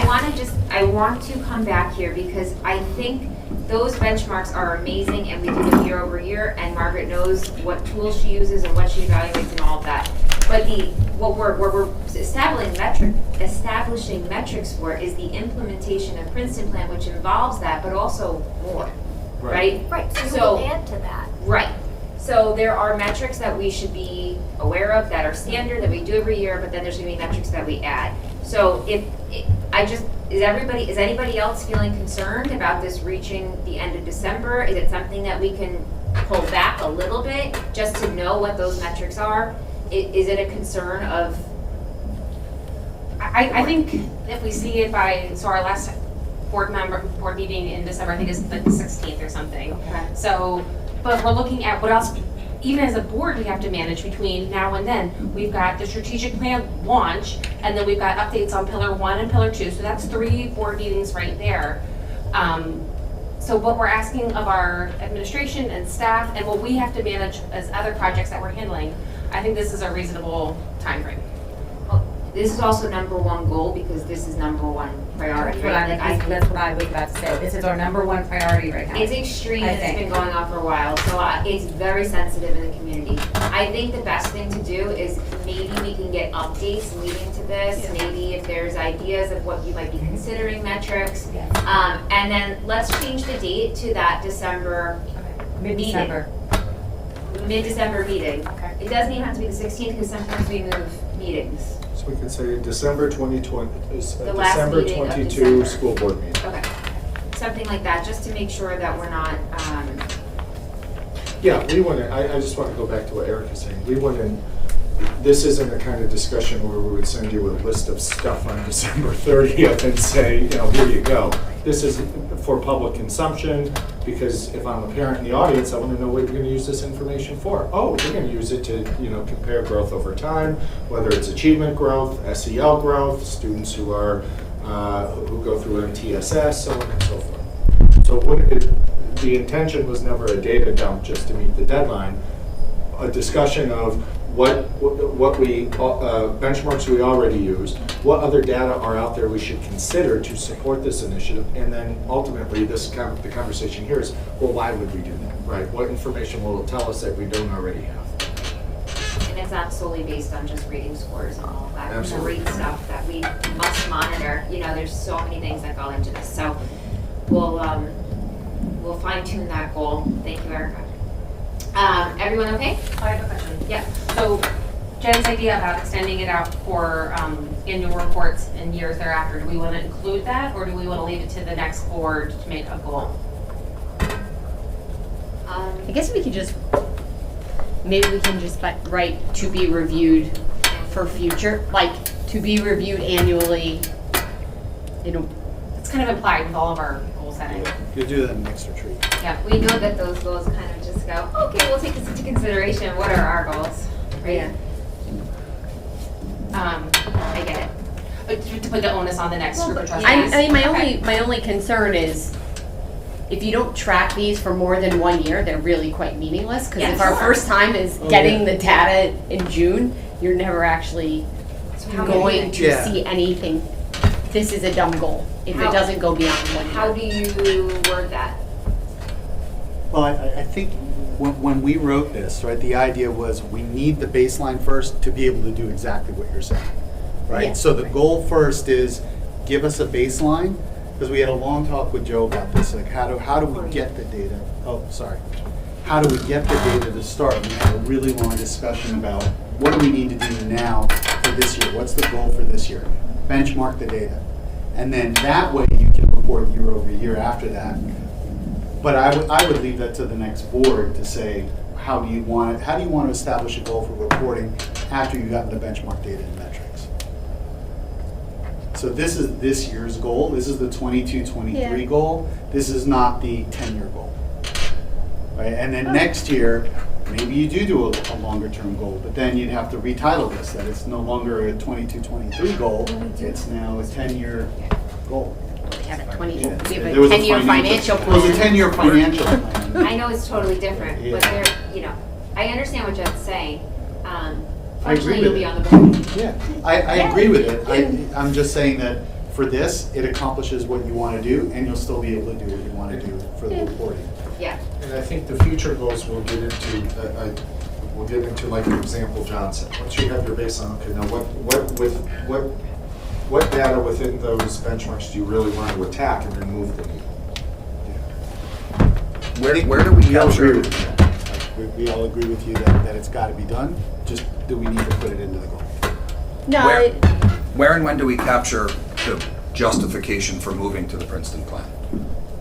There was a series of reasons that we were given to make this grade banding shift, and I think it's really important that we are capturing the essence of it. Never was it about academic excellence. It was typically a very straightforward, we need to make a financial decision, so when are we going to measure the financial success of I this like grade that. banding? I think that. It actually should be the No, only this is thing the that's metrics of worth measuring success. yet, right? We need to evaluate the actual cost savings that went from last year to this year. That's we benchmark discussed it. data, that's part of the data. Yeah, so when we made this goal, that was one of the action steps that we were told to put the pause on, but that looking at the financial. So that would fall under metrics of success. Yes. We don't have to wait till next year for that, do we? That's what I'm asking. That's what Like I'm. that is something that Seems like we a very should long have now. School year started, It's a long time. right? Unless we're hiring more teachers, which I'm guessing doesn't happen. Like that's something that I feel like is to Erica's point, why do we have to wait until June of 23 or May of 23 or April of 23 to talk about what we recognize versus what we Yeah, because we anticipated. have our projected expenses for the Yeah. year. Right. I'm sure if we ask Enrique, that's just math, right? And I would venture to say we could ask him to present that before we get to June 30th. That's what I And that's what mean, we but- just need to take the onus on But I ourselves. get nervous because we do try to stick to our goals as a board, and then when we go and ask the administration to go run and, you know, get information for us, it should be tied to what we're doing, in terms of goals for the district. So to me, you bringing that up is really important, and I'm nervous that it's not captured It's here. not. And I'm gonna add, like, I think what we've learned in the last 3 weeks is that the strategic plan is wonderful, but the Princeton plan needs to be evaluated earlier on in case there's things that we need to do as a board that will help the school district along in making sure this is working, right? So while this is, what I'm saying is this goal looks a little different when we were sitting there in a room drafting it than it does in real life, right? So I just don't want to lose sight of that, and that's why the dates they're just dates, but I know we have a lot of things in between these dates. Well, like when we sat down and we did this, we were looking at strategic plan in October, because we want to get that out to the community, we want to get it started, and I think it's very important. But I don't think we realized that Princeton plan might be more important. That's why we put it to December 31st. So I don't know what to do here, because we didn't have this information when we sat in that room. Can I just Yeah. interrupt and make a suggestion for you? So what I'm hearing is there's a concern about getting the metrics established pretty soon and getting some of the metrics information that you've been able to collect back to the board sooner than later, right? So that's something that when you develop the action plans, you can start saying, okay, let's start listing some of the things out there we're looking for as metrics, which ones we know that we already currently have that we can provide the board. So for me, this may be something, again, it's your number one goal here, that Joe and his team can say, listen, we need to start developing the action plan sooner than later based on this conversation, right? Not that you're gonna solve everything in that one action plan, but hey, let's just start identifying some of the things that we can potentially do and provide, and obviously long-term as well. What are we gonna need to have in June? But maybe this is one of the action plans that on their workload, it's moved to the front and something else gets moved to the back a little bit as far as them starting to work on it. Yep. But again, that's just a suggestion. I know that we, as a board, when we do our board goals, which we'll get to, come up with the action plan, but the district goals, we set the goal, and then the administration really goes to action on how they're going to achieve this. So my concern is that this goal doesn't talk anything about the finances. When we wrote this goal, when we wrote this goal, finances was the first point when we talked about metrics.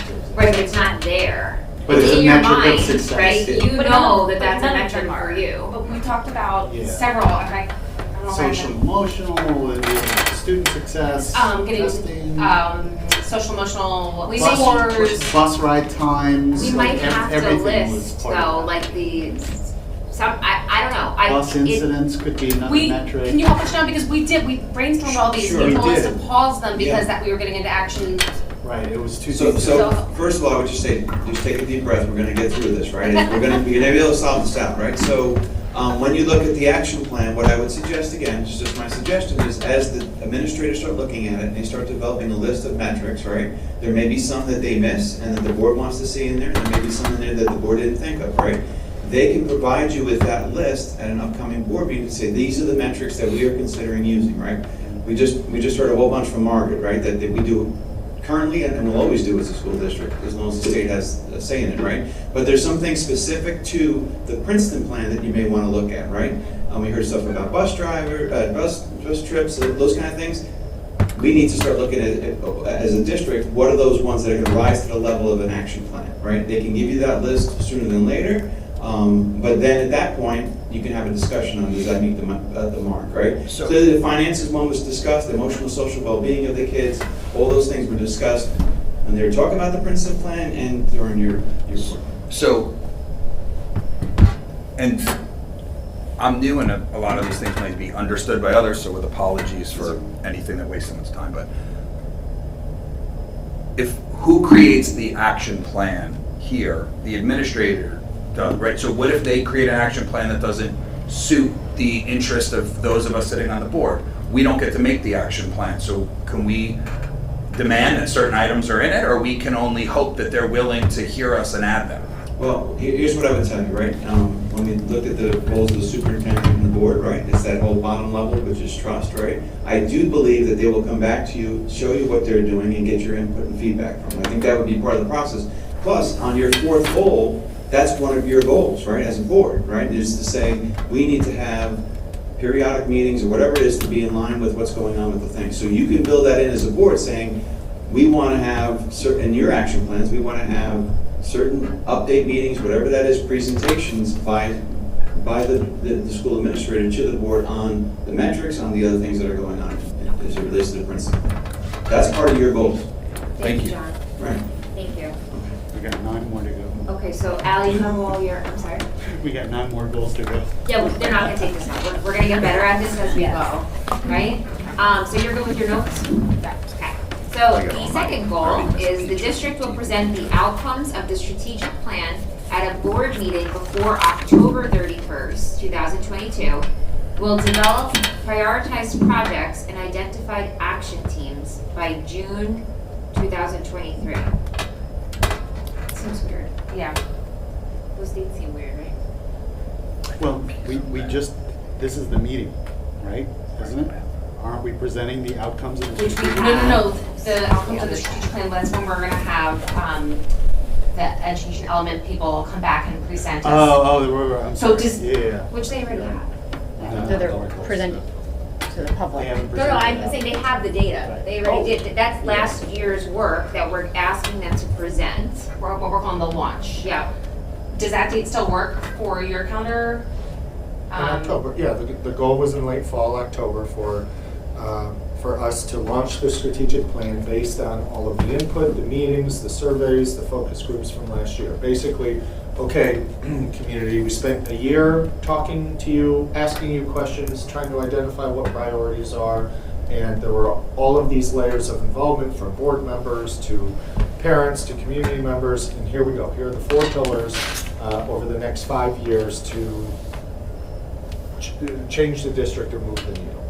That's the launch, and then the rest of the goal is what are the priorities? What are we doing in the strategic plan? What are we prioritizing? What are the deliverables for year 1, June 30th? So October 31st still works, because I remembered a conversation where we might end up pushing to the November 2nd meeting. No? I can ask them. Okay.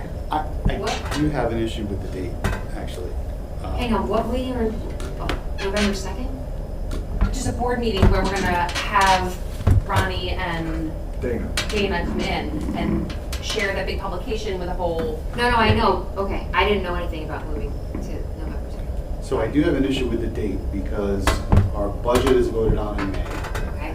And any big prioritized projects that we have, so for example, Yeah. the communication plan, we want to hire somebody, Mhm. that needs to be in the budget and approved by May. You're right. So I don't think this action date works for us. Yeah, I didn't think about that. And the action teams are gonna be identified much earlier than June 30th, or right, that happens right around the launch time, Joe?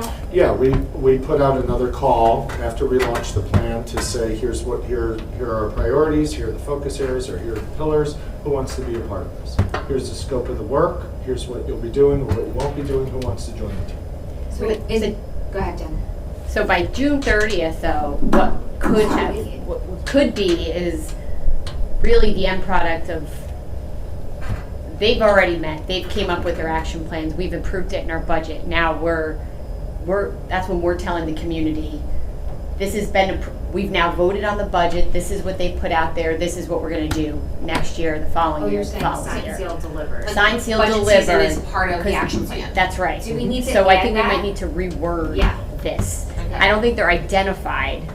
I think Prioritize the teams have already been projects. identified, the actions are like, Or what they build? Teams aren't identified. no, but by this date, by Yeah. June 30th, by then, the action team plan has been approved by us. Like, their plan is That's now right, you're right. approved, it's The in our action budget, teams approved. and now we're launching it to the community, is in the next 5 years, this is what you're gonna see. Right, so what we're talking about is the what. The what of the strategic plan, the 4 pillars.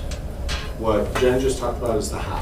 how are these groups working in the 4 pillars going to achieve this, which comes to the board for approval, whether it's financial or you approve it. You could say, we don't want to go left, we want to go right, or we want to go straight, or what have you. So that's exactly it. It's the what is identified through the pillars, and then the how goes to those action teams. So I think we just need To wordsmith it? re-wordsmith. I don't think the date's wrong, just re-wordsmith the product that we want. Okay. Right, so we could work on that between now and the next meeting and make sure that it reads better. I think Anybody else have Ronnie any and questions? yeah, we just have to get Ronnie on board, but. Right. Yeah, so we can check with the way it's done for the dates to make sure that they're still aligned with what we talked about this summer. Good, awesome. All right, the third goal, during the 2022-23 school year, the district will engage architects to conduct a building condition survey that will evaluate all school buildings and facilities. The district will present the results of the building condition survey to the community and prioritize potential improvement projects by June 30th, 2023. This is perfect. I don't really have anything to say about it. Does anyone? Is it the same issue with the timeline as strategic plan action as far as like budget-wise? Would it be the same rationale? No, because if the, Like if we wanted to propose a bond, that's gotta be done before June 30th. not really. Okay. You can propose a bond whenever you wish. You can have a bond at any point in the school year as long as you meet the state requirements for announcing it and then planning backwards. Typically, districts may do a bond at the same time of the budget vote because you have everyone voting at once rather than having people vote different times. But districts do oftentimes ask for communities to approve bonds at various points of the school year for various and legitimate reasons. But what we're saying here is get the building condition survey done, communicate the needs to the public by the end of the year. What we do with that is an entirely different conversation. It could be, gee, we're going to do $500,000 of work and we're going to pay for it out of our pocket in terms of local budget, or we're going to do a $15 million bond, and then that kicks off an entirely different timeline based on the New York State law and regulation timeline, right? I mean, we can do a bond whenever. Enrique, do you feel good with this, with it being by June 30th? Actually, I was going to be a lot more aggressive, to tell you the truth, because we talked to the architects. The architects are going to finish next week during the 2 days, the 4 days off, going through all the buildings. And we told our architects that we wanted a timeline to vote in our next vote. I mean, that's very aggressive, but that was, you know, that, and let me tell you why it might make sense. Because you need to look at two parts to make a decision on the capital project. The one part obviously is, you know, if we feel that we need to, I feel we need to, but you know, the board, that's what the BCS is going to be there for you to look at. But the other one is the financing. And the board should know that next year we're finished paying, this year we're finished paying about $2.5 million of our 20 and 2020, 2021 capital projects. So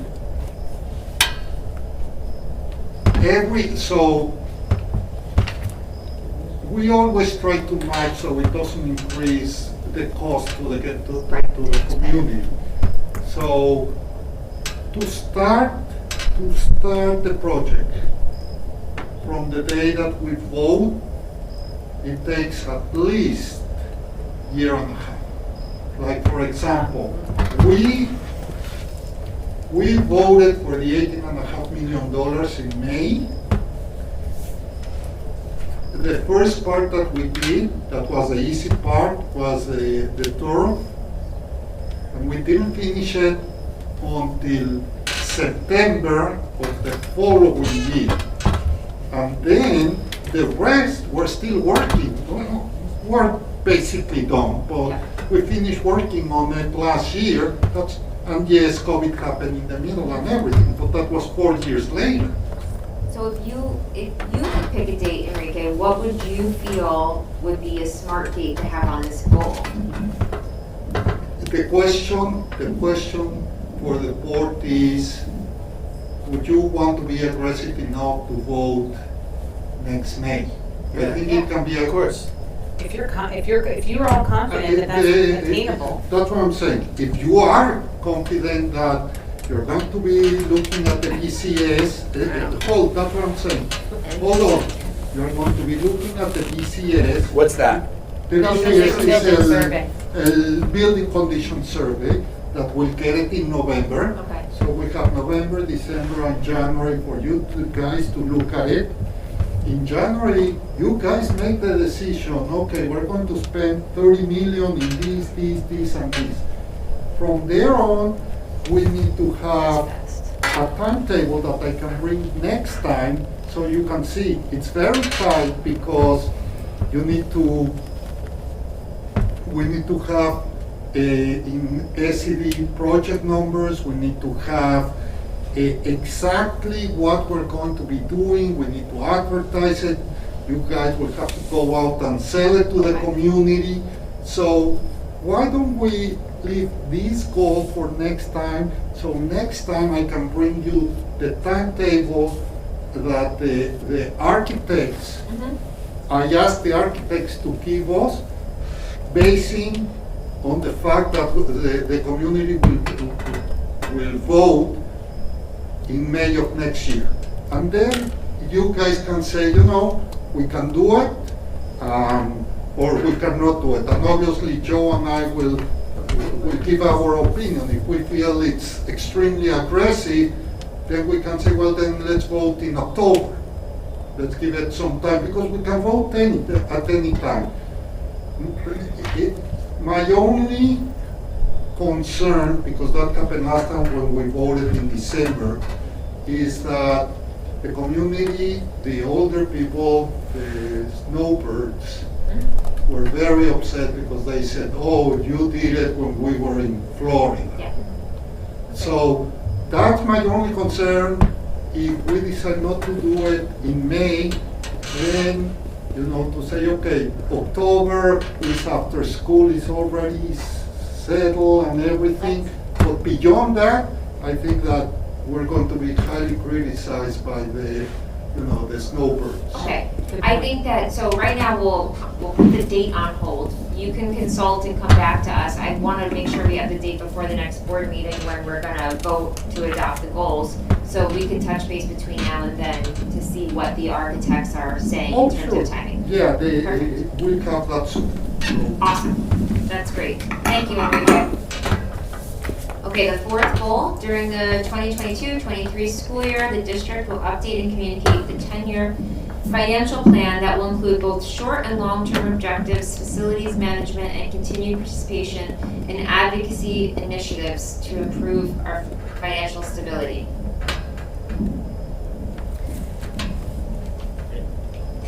My only idea here is that instead of saying 10 years, I will say exactly the day that we stop getting all the money from the cessation fund. Our plan has always been, okay, between the day that they close and that day is when are the difficult years for the district. So adding more years, I think that when you make a financial decision of what's going to happen in 10 years, is as, it's, let's see where it is. Even when I was in banking, we never did 10-year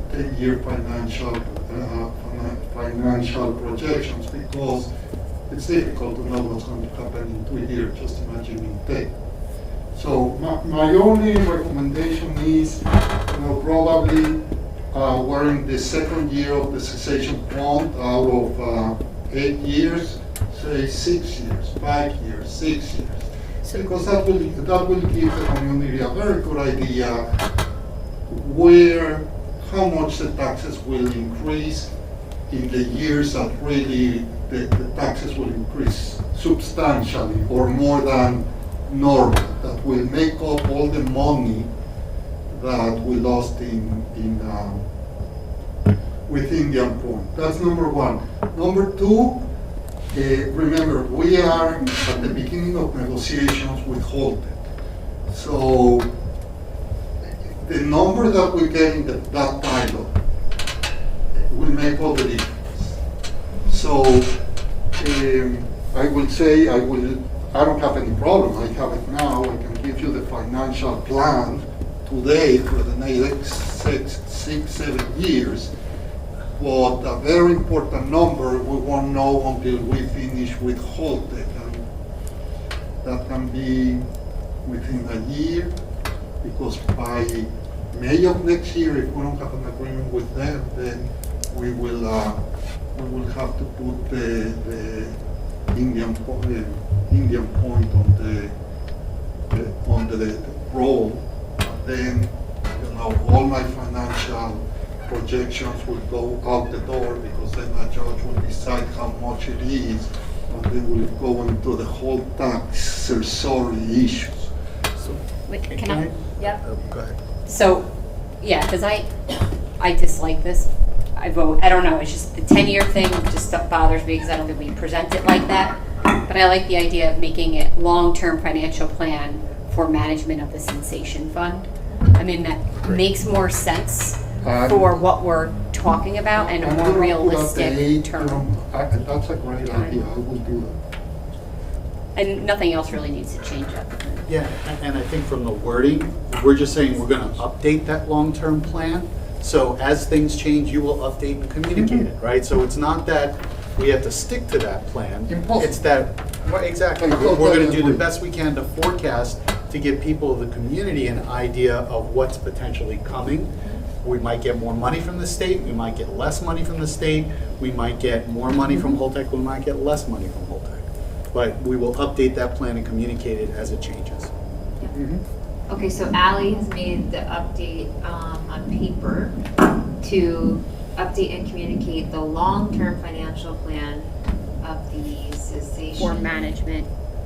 For Do you want to management include of the cessation. For management of the cessation. I don't think it's just the cessation fund, like I think that's Or one So just leave component it. of it. as, I will say then, as new information comes in, Yeah. because For if new information comes in a month, you want to know in a month and 3 days the new financial plan, how it changed compared to today, or the original 5 years ago. Okay, perfect. Thanks for weighing in on that one. Everyone okay? Yeah. Okay, the fifth final district goal, during the 2022-23 school year, the district will increase the opportunities and methods to celebrate student and staff accomplishments to enhance a positive community culture. So I think that this goal was really derived from the board wanting to see the needle move, out of COVID and all the crazy times that we've had, to more of a positive community. We were all separated for a while. Teacher morale probably took a hit, I'm sure, with COVID and masks and all of that. So we want to bring people back together. And that's, I think, where this goal came from. Correct me if I'm wrong. Does anybody want to change anything, improve anything, get more specific? No, we're all good. All right, we did it. Now we have to move on to board goals. So, like I mentioned earlier, the district goals are for the district, and district business. And the board goals are really how the 7 of us and plus Joe operate and work together to make Hendrick Hudson a great place. The first goal is during the 2022-23 school year, the board will be restructuring the format of board meetings in an effort to encourage an environment that is welcoming, collaborative, and productive. And as John mentioned earlier, we've already started to kind of implement some of the action items, I would say, on that goal. And there will be more to come, but it was something that we felt we had to do immediately. Does anybody want to change this goal? No, everyone's good. Okay. Number 2, during the I hate that every single one starts during. Okay, I'm skipping that. The board will improve public engagement by creating and implementing a plan to improve board communication practices. It's something that we always heard from the public, and it's definitely a priority for this board. Is there anything anybody wants to add or change about the wording of this goal? Very excited to talk about action items. It's killing me not to, but everyone's good. Okay. All right, the third goal. The board will participate in a variety of professional development opportunities that will assist them in their roles as board members. In addition, the board will develop a formalized onboarding plan for new board members for the 23-24 school year. This one's super cool because this is like a whole new initiative that, you know, in the past there was a great deal of resources for new board members, but actually coming up with an onboarding plan so that new board members are introduced to the world of public education and Hendrick Hudson and our administrators and all of the great offerings of the district, and really, a step-by-step, week 1, week 2, week 3. So an action item is going to be who wants to lead that and work on it. But I love this goal. Does anybody have anything to add or change? Good? Wow. See, I told you it would get easier. The fourth goal is the board will dedicate time during their meetings addressing the district goals and initiatives.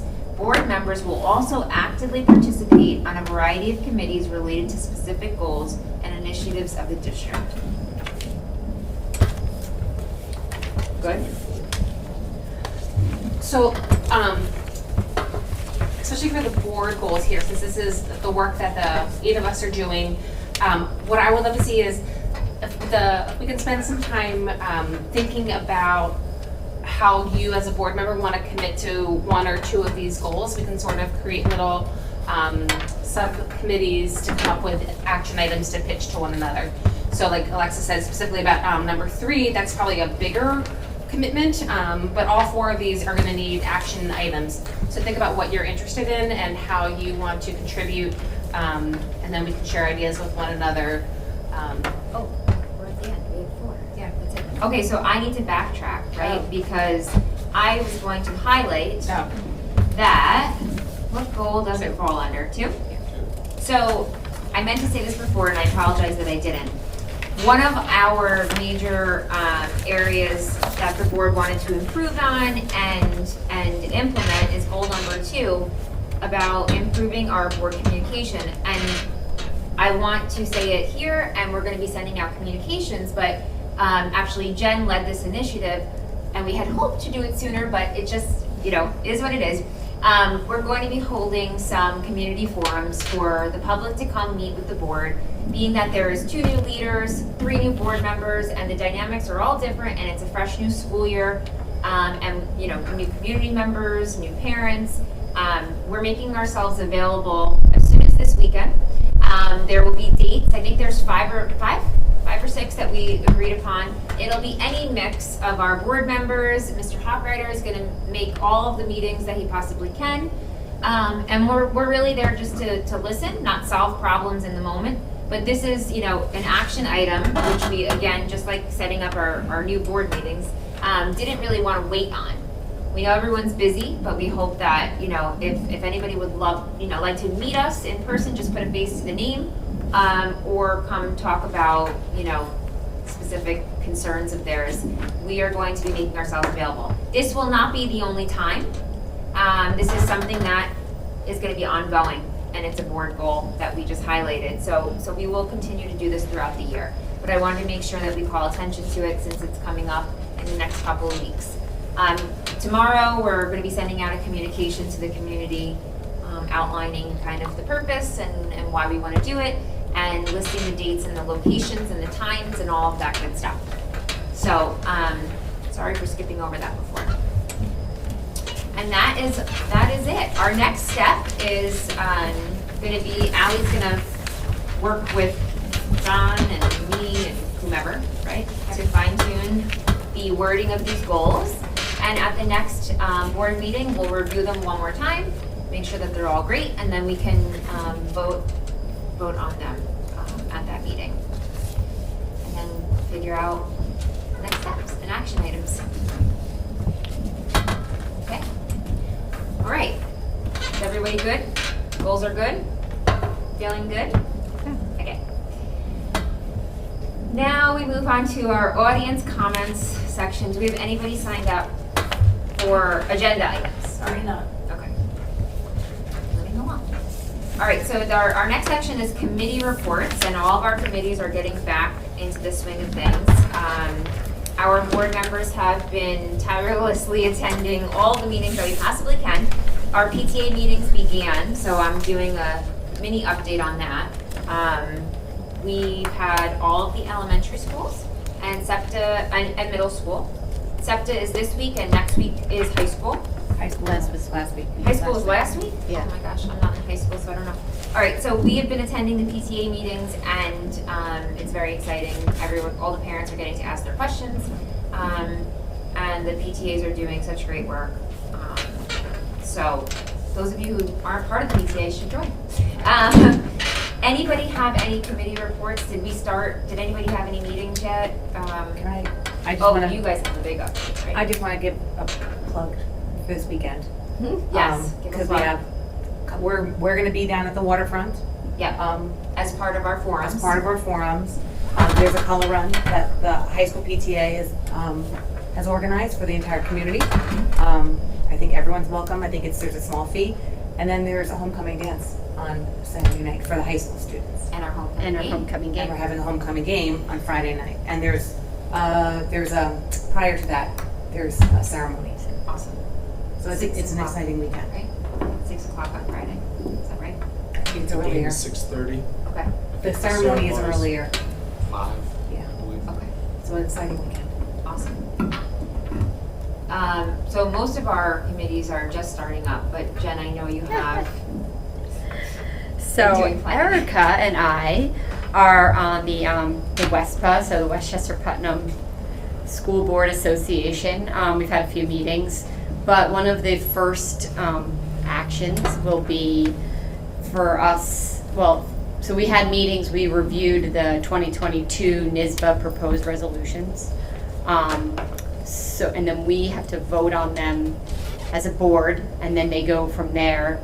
So each board gets one vote. So I am the caster of that vote. So we'll talk about the resolutions and come together in unison on our vote. I'll cast the vote, and that happens in November. So before that, I sent some information to each of you about what the resolutions are. There is a lot. So how many? It's like 43. There's a lot. So the detail, and then where the WESPA board left at, where they think each resolution lies. And we'll have a chance in a board meeting, and I'll set it with Ally and Alexis to go through if you have any questions about them, because sometimes the wording is very lawyer speak. I'll try to de-lawyer speak it as best I can. And we could talk about our feelings. Sometimes they seem very like they don't affect us, but when you read them, just be open to sometimes these propositions don't affect us, but they do affect other boards or other districts. So think of it as much like for all of New York State, for all more global than just us. So that's it. Awesome. Thank you. Thank you both for sitting in on all those meetings. Anybody else? Board comments, new business? All good? All right. Can I have a motion to close the meeting? Have a second? All in favor?